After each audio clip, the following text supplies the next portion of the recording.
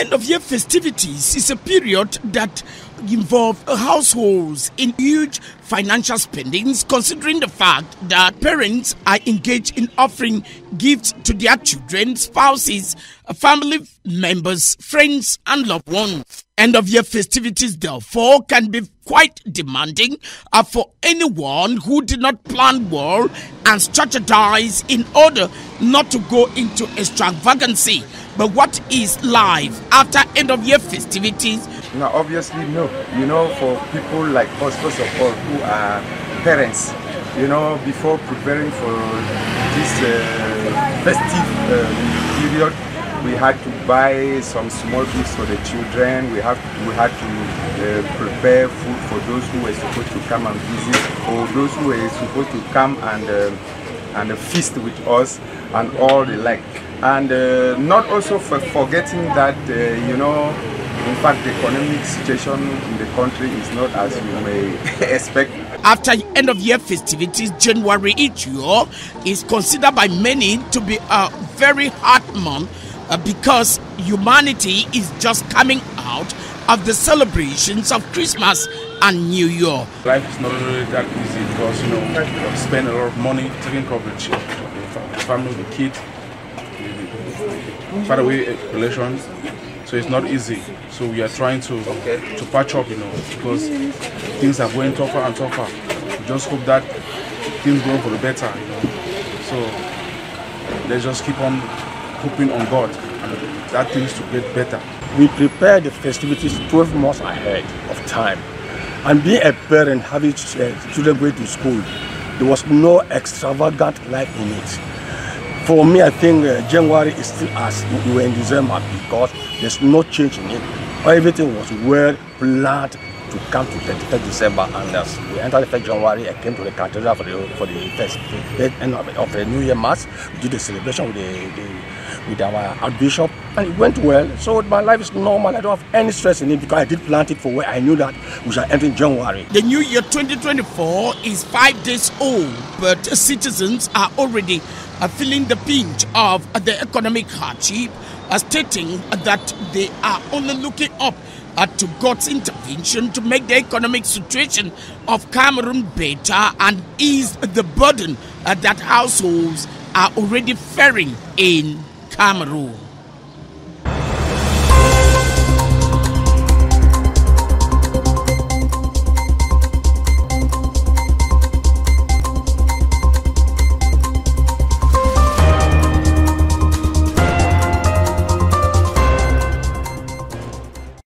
La corruption généralisée à tous les niveaux détruit le Cameroun. Il faut une réelle volonté politique des pouvoirs publics pour éradiquer ce fléau. Déclaration de Monseigneur Samuel Clédard à la presse à l'occasion de la célébration de la Journée mondiale de la paix dans l'archidiocèse de Douala. Le prélat évoquait alors les principales causes de l'absence de la paix dans notre pays. Pour les ouvriers apostoliques de notre église locale, le mal est bien plus profond. L'archevêque a utilisé une expression importante, la volonté. J'ajouterai politique, parce que s'il n'y a pas de volonté politique, on ne peut rien réaliser dans un pays. Mais j'ai aussi parlé de cette corruption et qui est devenue pour nous comme des oignons de l'Égypte et de l'ail. J'ai parlé de tout ça là hier, dans la nuit, parce qu'on s'habitue à quelque chose qui est mauvais et on pense que c'est bon. Les Hébreux qui ont quitté l'Égypte, Dieu les a libérés. On pourrait dire peut-être, bon, il les a tirés de la main de l'Égypte matériellement. Mais on peut dire que spirituellement, ces hommes-là n'étaient pas libérés. Parce que quand ils marchent, ils traversent le désert, Pharaon est encore dans leur cœur. Oui, voilà pourquoi ils vont dire pourquoi est-ce qu'on nous a amenés ici, alors qu'en Égypte, nous avions des oignons et l'ail. Et ils oublient que ces oignons et cet l'ail et cet ail, ils les mangeaient sur la table de l'esclavage. C'est ça. Et au Cameroun, nous oublions cela. Quelqu'un va te dire, on va faire comment? Hein? C'est comme ça. On va faire comment? Quand tu entres dans un discours comme celui-là, de défaitisme, on va faire comment? Qu'est-ce qui peut changer? Rien ne change.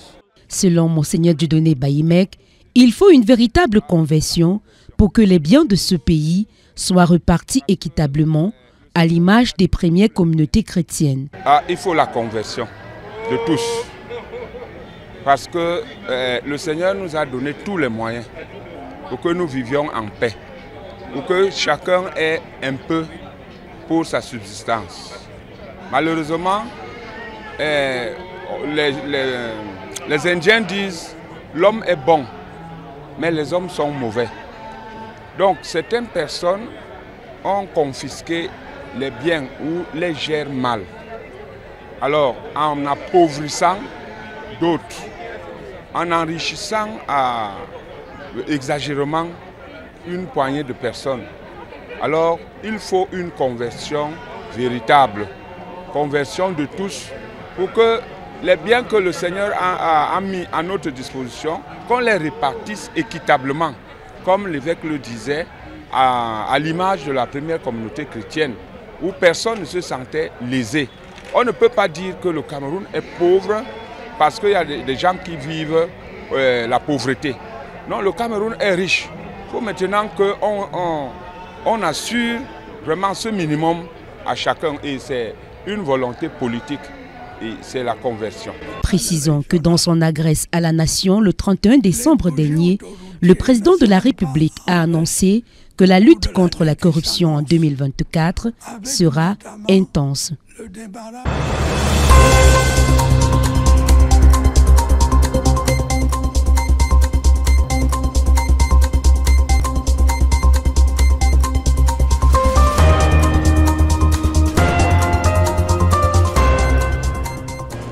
L'évêque du diocèse de Maroa-Mokolo a adressé un message aux chrétiens de son diocèse afin qu'ils se mobilisent pour la réussite du séminaire des évêques qui se tient du 6 au 13 janvier 2024 à Maroa.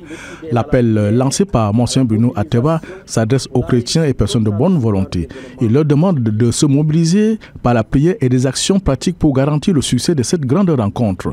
En s'appuyant sur la réussite de la célébration du 50e anniversaire du diocèse, Monseigneur Bruno Ateba souhaite déjà un bon séjour aux évêques du Cameroun à Maroa. Le diocèse de Maroa-Mokolo est dans la mouvance de la célébration du cinquantenaire de sa création.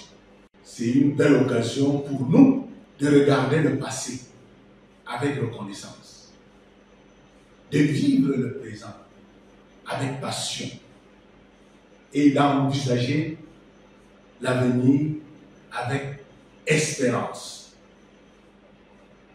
Nous clôturons cette année jubilaire par le séminaire des évêques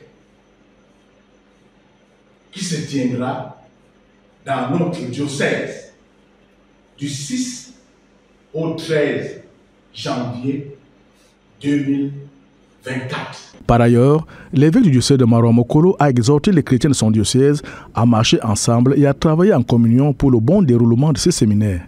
Action de grâce au Seigneur. Marcher ensemble, c'est la vocation de l'Église. Les évêques du Cameroun,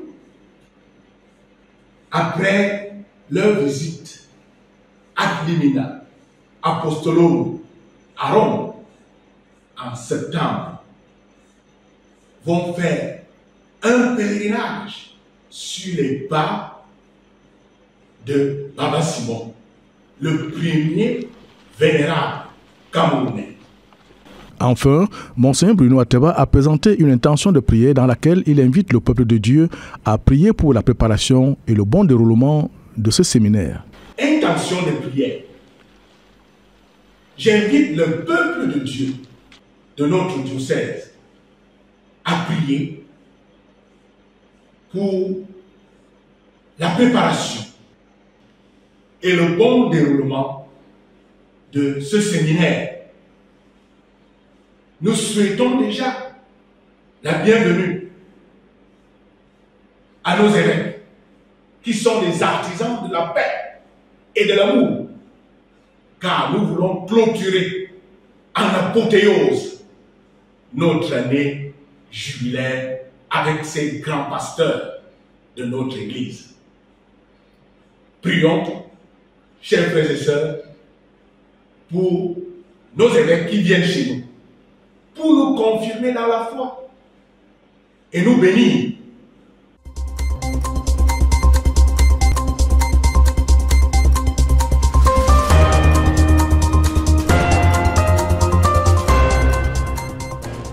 After the celebration of its 50th anniversary, the Diocese of Marwa Mokolo is getting set for the Cameroon Bishops' 47th Seminar to run from January 6 to 13, 2024. In prelude to the Bishops' Seminar, the Bishop of Marwa Mokolo, Monseigneur Bruno Ateba Edo, has invited Christians to mobilize their prayers for the success of the event. Cette année jubilaire, par le séminaire des évêques. Monseigneur Bruno Ateba Edo also called on the faithful in Cameroon in general to pray for the event so that it may unfold smoothly.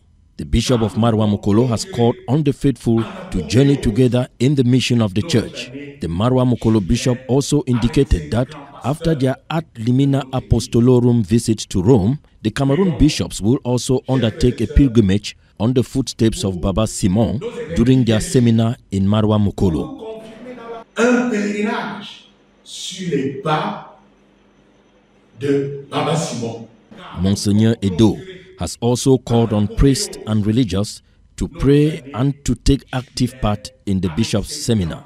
The Marwa Mokolo bishop also used his message to welcome the Cameroon bishops, which he described as true artisans of peace, to his diocese. He said it will also be an opportunity to close the Jubilee year with all the bishops of Cameroon, describing them as great pastors of the church. He finally called on the faithful to pray for bishops of Cameroon in order to receive the blessings they will bring to the far north, rich in culture. «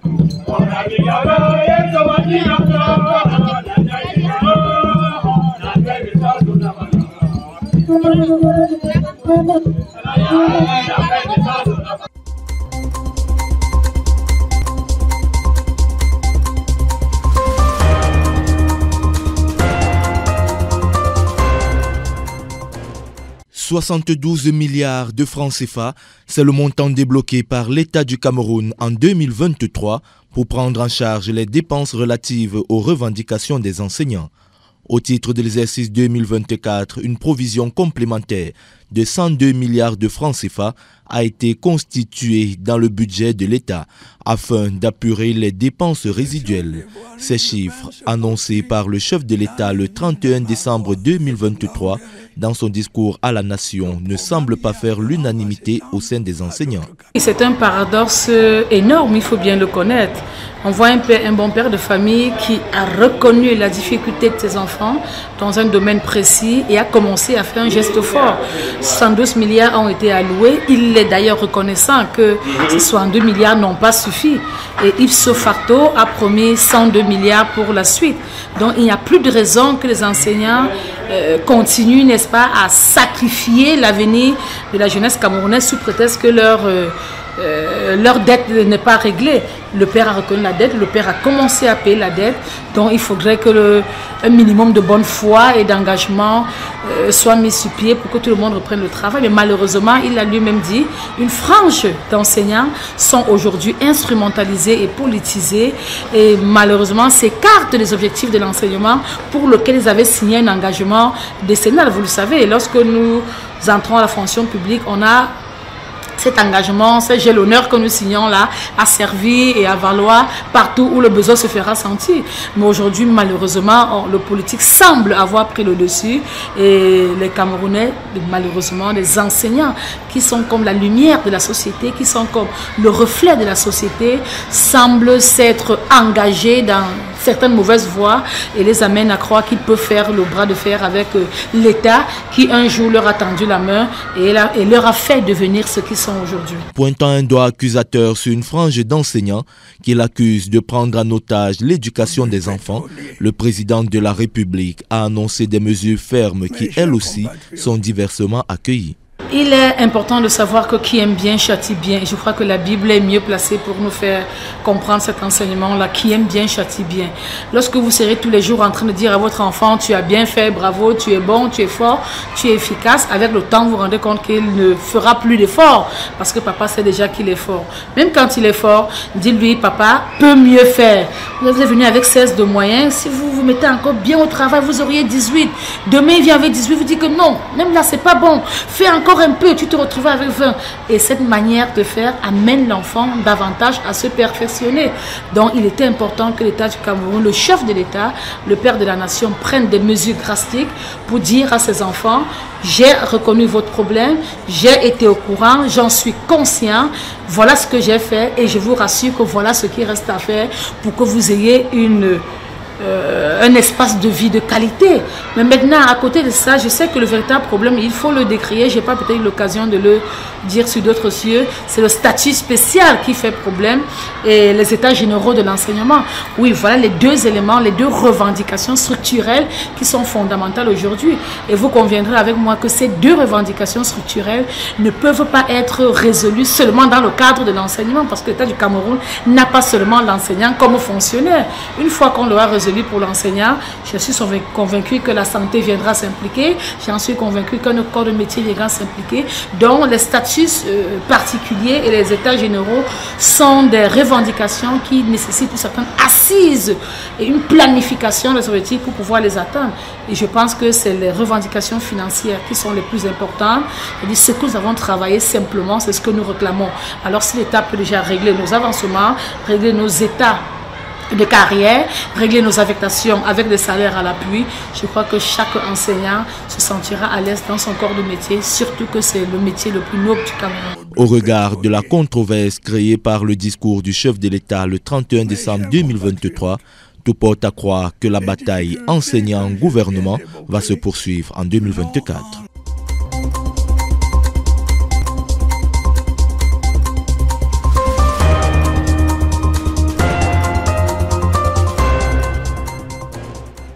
Education figured prominently in the Head of State's address to the nation on December 31, 2023.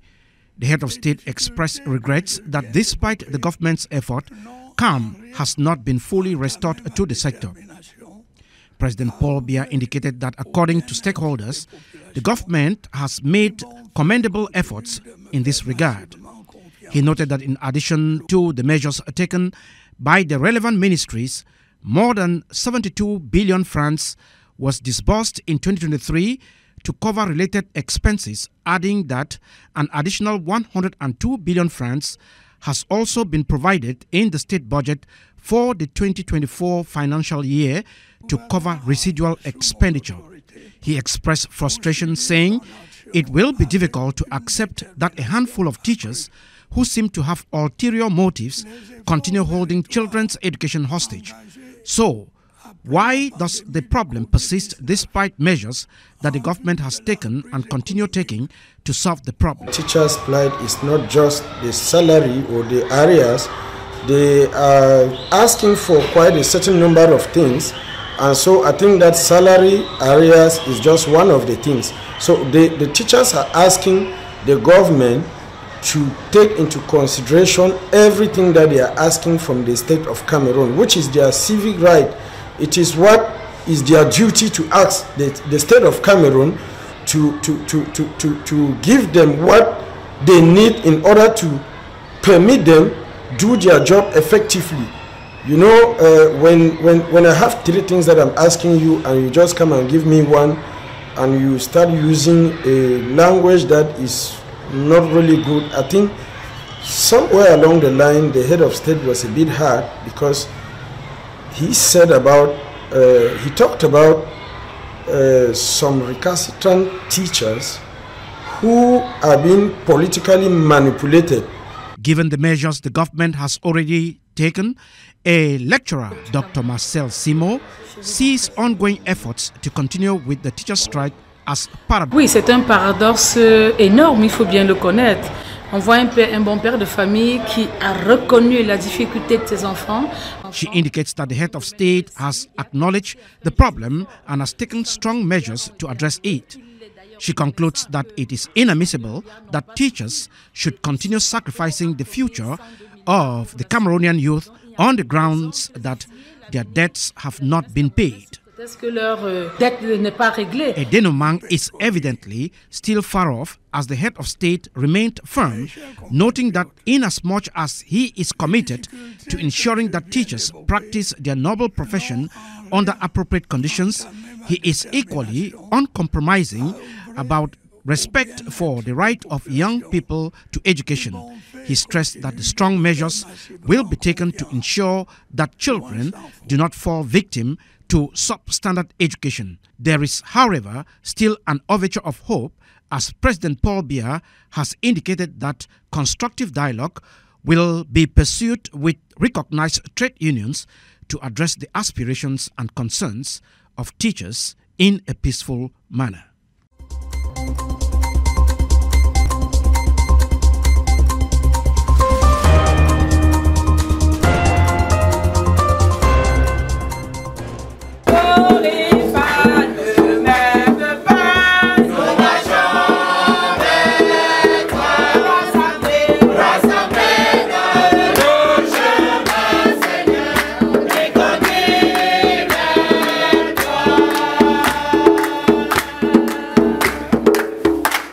C'est dans l'optique de redonner du sourire et de l'espoir aux détenus de la prison centrale de Douala-Ngoma que l'association Victimes Fondeurs Prison Care Support a communié avec ces derniers le 31 décembre 2023.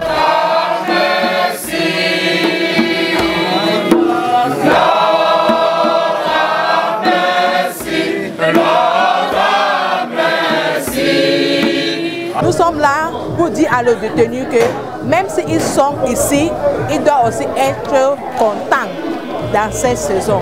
Ce que nous avons envisagé est en train de se passer comme on l'avait souhaité. Donc, nous souhaitions que les détenus se retrouvent en pleine réjouissance lors de la période des fêtes de fin d'année. Et c'est ce que nous sommes en train de vivre. Parce que le plus souvent, lors de cette période-ci, les détenus ont tendance à chercher à s'évader pour aller passer les fêtes dehors. Or, maintenant, quand on leur offre ça, ils ont tout sur place, ils se sentent encore considérés par la société. Tout a commencé le samedi 30 décembre par différents jeux concours dont des prix ont été décernés aux heureux gagnants la veille du Nouvel An. Souvent, on avait les activités avant aujourd'hui, des activités culturelles, on avait la santé, on avait nettoyé tout, on avait joué, on avait dansé, on avait plusieurs compétitions. C'est pour nous préparer pour la journée d'aujourd'hui, pour qu'on sache aussi que même si nous sommes en prison, on doit aussi danser, on doit aussi fêter comme les autres dehors. Parmi les vainqueurs, Dieudonné Tiana, qui a reçu le prix du meilleur secrétaire de la prison centrale de Ngoma. Précisons que la cérémonie solennelle de remise des prix aux détenus a été précédée par une messe. Celle-ci a été présidée par l'abbé Dieudonné Laurent Tonier, représentant de Monseigneur Samuel Cléda, par ailleurs curé de la paroisse Saint-Pédis de PK14 et vicaire épiscopal de la zone pastorale Vaury 5. À ses côtés, l'abbé Alain Nibile, aumônier diocésain de la prison centrale de Ngoma. En ce dimanche dédié à la Sainte Famille, l'abbé Dieudonné Laurent Tonier, dans son homélie, a mis un accent sur la famille. Il s'est principalement attardé sur celle d'Abraham et Sarah, ainsi que la Sainte Famille. Le vicaire épiscopal de Vaury 5 n'a pas manqué au passage de rappeler que nous sommes tous des prisonniers, non sans apporter du réconfort aux familles des détenus. Toutes nos familles, quelles qu'elles soient, traversent des difficultés. Et maintenant, il n'est pas question, le sachant, venir encore appuyer sur le clou, ou ajouter des difficultés à nos familles qui sont déjà en difficulté. Et je crois que pour essayer de sortir de là, bien sûr, dans ce jeu carcéral, il faudrait d'abord que celui qui se sait prisonnier, qu'il sache que la prison, c'est d'abord une privation de liberté. Mais maintenant, qu'il sache aussi qu'il est membre de la famille. Et que tant qu'il est ici dans la prison, ça fait de la difficulté à sa famille naturelle. Et face aux difficultés, nous devons toujours compter sur le Seigneur. La difficulté vient au niveau de l'orgueil qui est en nous. Parce que chacun de nous veut dire « je sais faire ». Chacun de nous pense à son génie. Chacun de nous se sait très intelligent. Chacun de nous croit en la science, bien sûr. Et ce savoir-faire, quelquefois, nous amène à mettre de côté tout ce qui est spirituel, à mettre de côté Dieu et à plutôt croire en notre propre génie. Mais maintenant, je semble le dire, nous sommes limités dans le temps, dans l'espace. Et en tant qu'être fini, en tant que limité, effectivement, il est tout à fait réel que même notre pensée sera limitée, même notre agir sera limité. Mais en faisant confiance en Dieu, il apportera ce qui nous échappera ou ce qui pourrait nous échapper pour, n'est-ce pas, nous mettre, j'allais dire, au top, n'est-ce pas, de ce que nous voulons faire. L'occasion a aussi été donnée à l'administrateur principal des prisons de remercier l'association VOPS et d'inviter les âmes de bonne volonté à suivre cet exemple. Vous-même, vous avez vu ce que VOPS a fait. C'est encourageant, les détenus sont à l'aise, de même que nous-mêmes qui nous accompagnent vraiment. Et je souhaiterais ici lancer un appel à toutes les personnes qui pourraient continuer ou bien soutenir l'action que VOPS fait déjà. Nous avons un atelier de couture ici, c'est VOPS qui l'a ouvert. Nous avons un atelier d'informatique, c'est toujours VOPS. Il y a plein d'autres domaines sur lesquels nous aimerions travailler, comme la pisciculture, l'agriculture. Nous avons un vaste domaine. Et si nous avons de potentiels partenaires, ça nous permettrait de réaliser ces projets et ne plus dépendre trop de certaines contingences. L'événement s'est achevé par la remise des cadeaux aux enfants des détenus ainsi qu'un moment de réjouissance.